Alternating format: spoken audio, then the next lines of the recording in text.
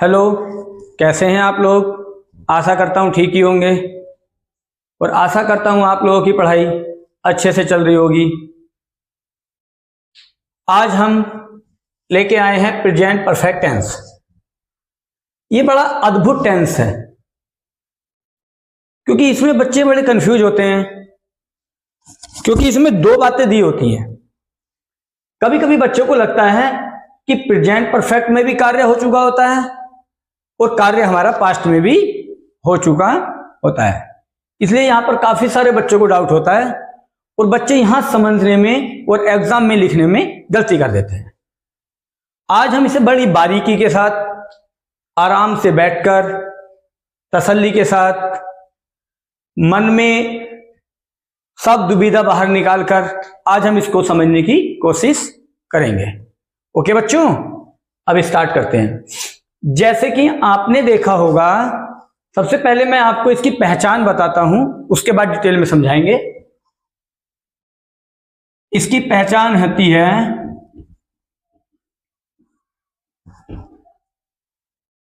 जिन वाक्यों के हिंदी वाक्यों के अंत में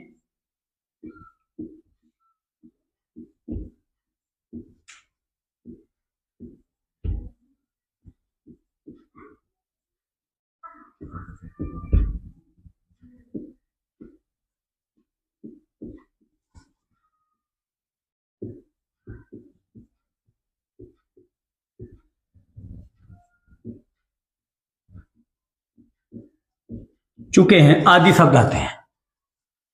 जिन हिंदी वाक्यों के अंत में चुका है, चुकी हैं, चुके हैं आदि शब्द आते हैं, वह वाक्य हमारे प्रेजेंट परफेक्ट के कहलाते हैं।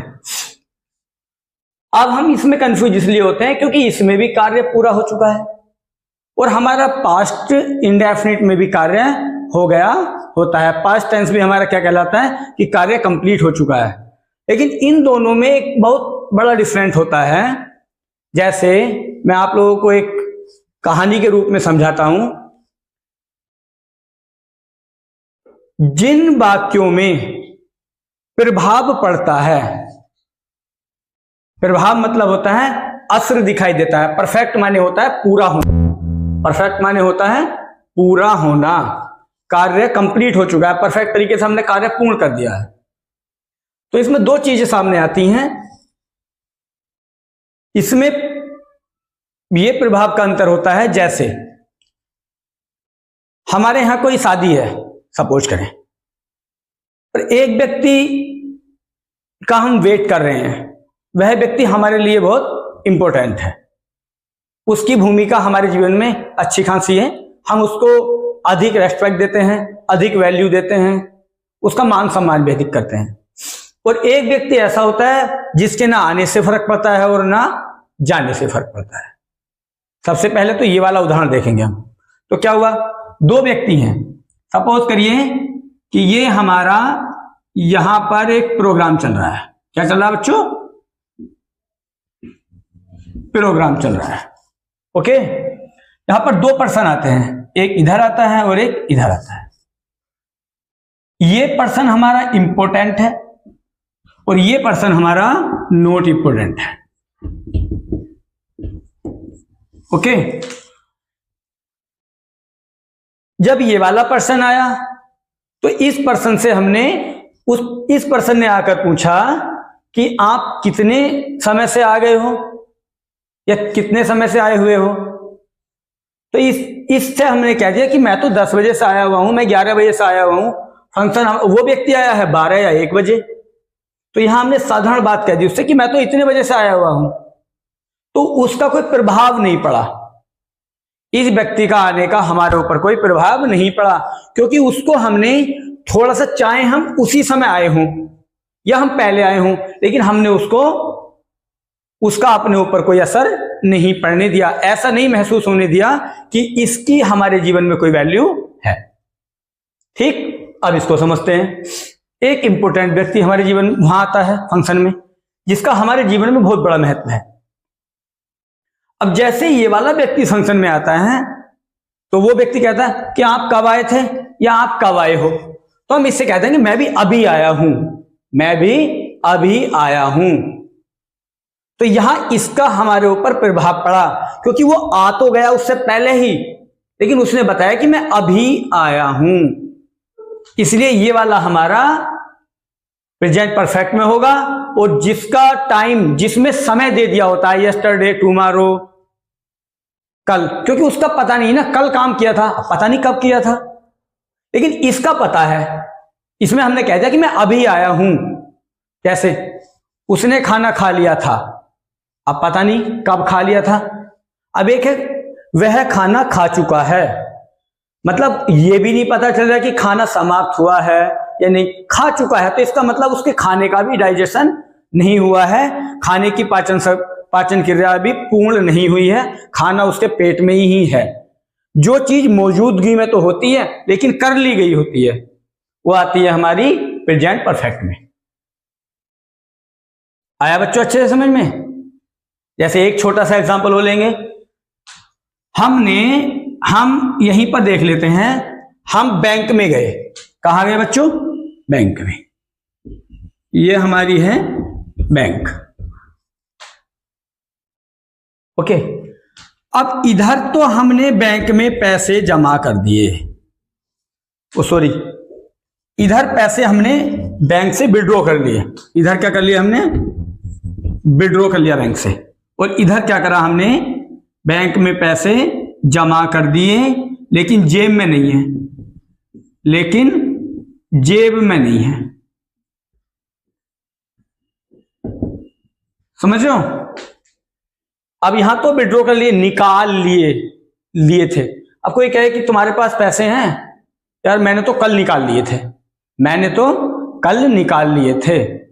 अब वो समय कल निकाल लिए थे, कल में आने वाले कल का, बीते हुए कल का कोई पता नहीं होता है। कल किसको कह रहे हैं? क्योंकि कल कभी किसी का आता नहीं है, इसलिए ये वाला हमारा पास्ट में चला जाएगा।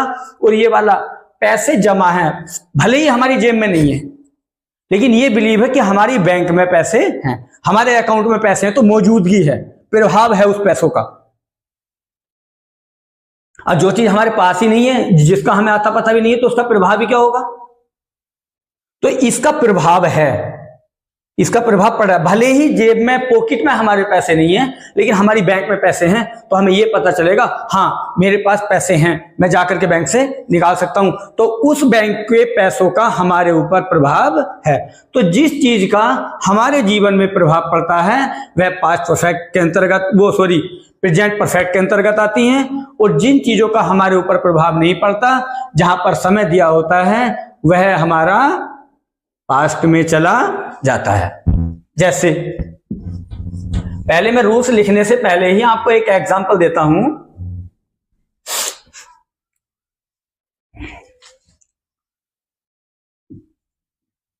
वह कल स्कूल गया है, वह कल स्कूल गया है। सबसे पहले तो जिन वाक्यों में गया के बाद है आता है, जिन वाक्यों में गया के बाद है आता है, तो वह वाक्य हमारे प्रेजेंट परफेक्ट के होते हैं। और जिन वाक्यों में गया के बाद है नहीं आएगा, वह हमारे पास्ट के चले जाएंगे। अब ये वाक्य, अगर इसमें एक चीज से और पकड़ करेंगे, अगर इसमें कल नहीं होता तब ये हमारा पास्ट परफेक्ट का, प्रेजेंट परफेक्ट का हमारा वाक्य था।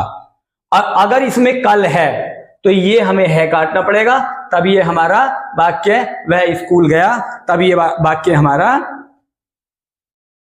वह कल स्कूल गया, तब यह वाक्य हमारा किसका हो गया? पास्ट इंडेफिनिट का। यह वाक्य हमारा फिर पास्ट में चला गया।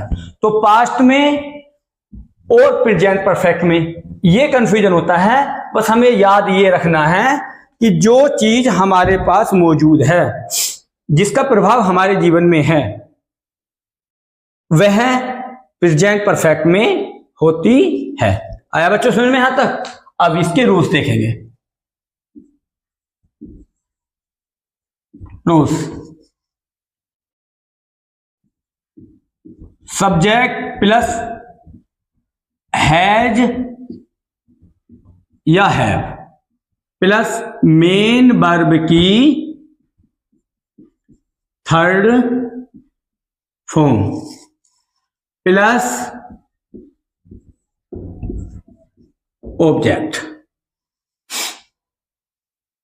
सब्जेक्ट प्लस हैज या हैव प्लस मेन वर्ब की थर्ड फॉर्म प्लस ऑब्जेक्ट।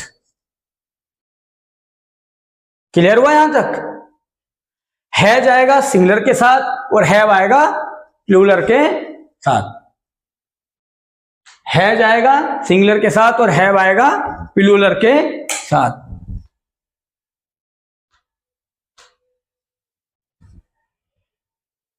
आया यहां तक समझ में? जैसे एग्जांपल लेते हैं अब।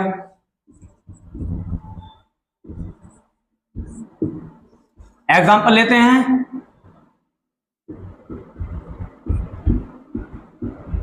राम खाना खा चुका है। राम खाना खा चुका है सिंगुलर है क्योंकि राम अकेला व्यक्ति है। राम क्या है? अकेला व्यक्ति है। तो यहां पर क्या आएगा? राम हेल्पिंग वर्ब लगेगी इसमें, has. Ram has eat. Eat क्या है? हमारी फर्स्ट फॉर्म है और इसकी थर्ड फॉर्म है ईटन। Eaten the food. बच्चों इसमें हम तुक्का नहीं लगा सकते, फॉर्म में तुक्का नहीं लगा सकते, ये फॉर्म हमें याद करनी ही पड़ेंगी। जैसे हमने फर्स्ट फॉर्म याद करी, किसी की वर्ड मीनिंग फर्स्ट फॉर्म होती है, वो मैंने सिंपल बताया था। लेकिन सेकंड फॉर्म और थर्ड फॉर्म हमें याद करनी पड़ेगी। आईएनजी फॉर्म याद करने की भी हमें जरूरत नहीं होती है। जहां पर आईएनजी लगता है वहां पर तो आंख बीच का आईएनजी लगा दो। लेकिन बच्चों अगर यहां पे हमने गलती करी, उसकी थर्ड फॉर्म क्या है? किसी में ईडी आता है, किसी में एन आता है, किसी में कुछ और आता है, सबकी थर्ड फॉर्म अलग अलग होती है।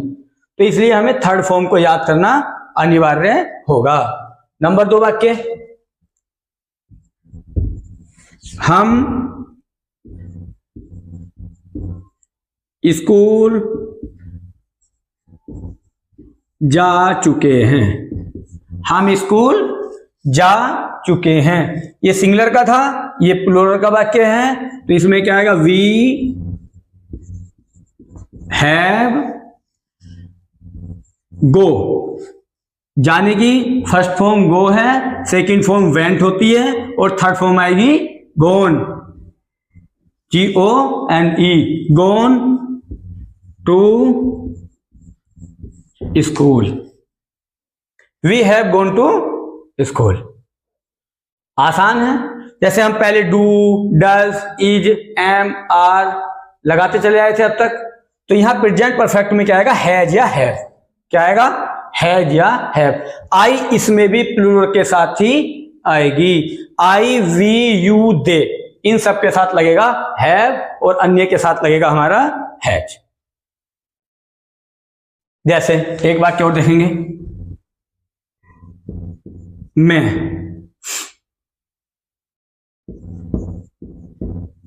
खेल चुका हूं। तो आई, केवल इसमें I have played. Second form भी इसकी यही होती है और इसकी थर्ड फॉर्म भी यही होती है। कुछ फॉर्म ऐसी होती हैं जो सेम होती हैं, सेकंड फॉर्म भी वही होती है और थर्ड फॉर्म भी वही होती है, लेकिन फर्स्ट में और सेकंड और थर्ड में, इन दोनों में डिफरेंट होता है। भाई फर्स्ट तो फर्स्ट ही है। आप किसी एग्जाम में ले लो, अगर एग्जाम में जो बच्चा फर्स्ट आएगा तो वो तो फर्स्ट ही आएगा, उसकी तुलना तो कोई भी नहीं कर सकता। लेकिन सेकंड वाले में और थर्ड वाले में थोड़ा सा डिफरेंट दिखाई देता है, लेकिन फर्स्ट वाले में बहुत बड़ा अंतर होता है। भाई एक बच्चे के 33% हैं, वो बच्चा थर्ड डिवीजन में चला गया, और एक बच्चे के 40%, 50% हैं, और एक बच्चे के उससे थोड़े से नीचे हैं, तो उनमें थोड़ा डिफरेंट है। लेकिन फर्स्ट डिवीजन वाला है, डिक्टेंशन वाला है, उसमें बहुत बड़ा अंतर होता है कि ये क्लास में टॉपर है, स्कूल में टॉपर है, और हम क्लास में, हमारे क्लास में कोई स्थान भी नहीं है।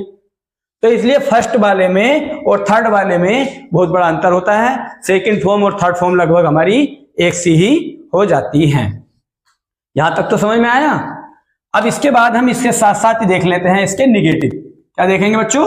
निगेटिव।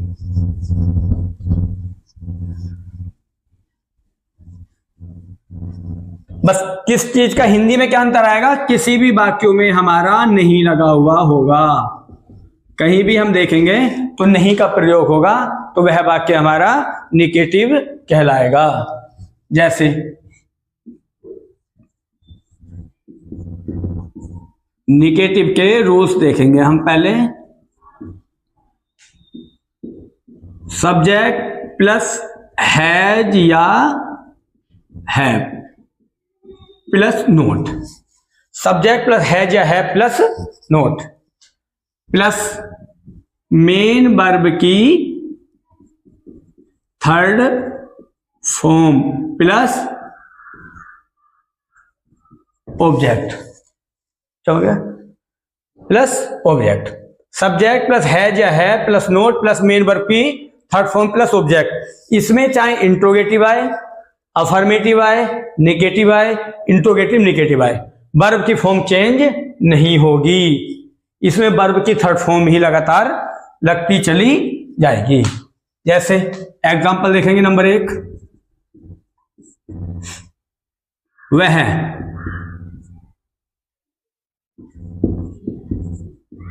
खाना खा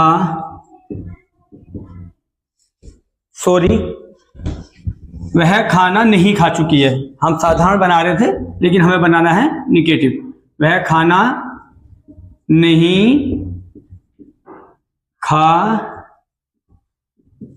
चुकी है। ये वाक्य क्या है हमारा? निगेटिव है, परफेक्ट का है। वह खाना नहीं खा, लेकिन इसमें एक लड़की काम कर रही है, एक महिला काम कर रही है, तो महिला के लिए वह की अंग्रेजी क्या लगाते हैं बच्चों? सी। आप सभी को पता होगा। एक सी होता है देखना, उसकी अंग्रेजी नहीं लगाएंगे, कभी SEE लगा दो। यहां पर लगाएंगे SHE, SHE। सी, सी है सिंगल है, एक ही लड़की है। सी हैज नोट ईटन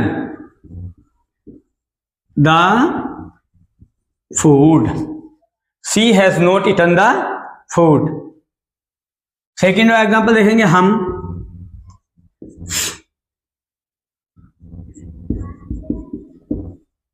पुस्तक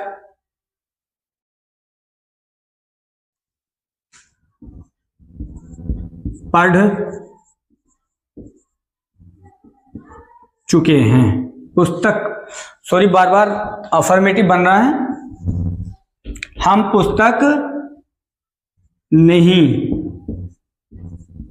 पढ़ चुके हैं। हम पुस्तक नहीं पढ़ चुके हैं। हम पुस्तक नहीं पढ़ चुके हैं। तो इसमें क्या आएगा? We have not read. Read, read, read, read, read, read. First form और थर्ड फॉर्म दोनों इसमें एक सी ही होती हैं। पढ़ने की फर्स्ट फॉर्म भी वही है और थर्ड फॉर्म भी सेम ही है। तो we have not read the book. आया बच्चों समझ में? तो आप लोगों को यह समझ में आ चुका होगा।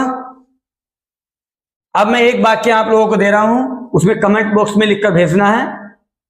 देखते हैं आज किस किस के आंसर ठीक आते हैं। मैं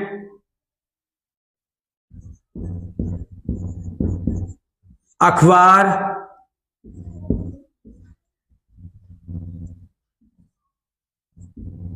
नहीं खरीद चुका हूं। मैं अखबार नहीं खरीद चुका हूं। इस वाक्य को कमेंट बॉक्स में लिखकर भेजेंगे। कितने बच्चे सही करते हैं? आई होप आप लोगों को यहां तक समझ में आया होगा। थैंक्स।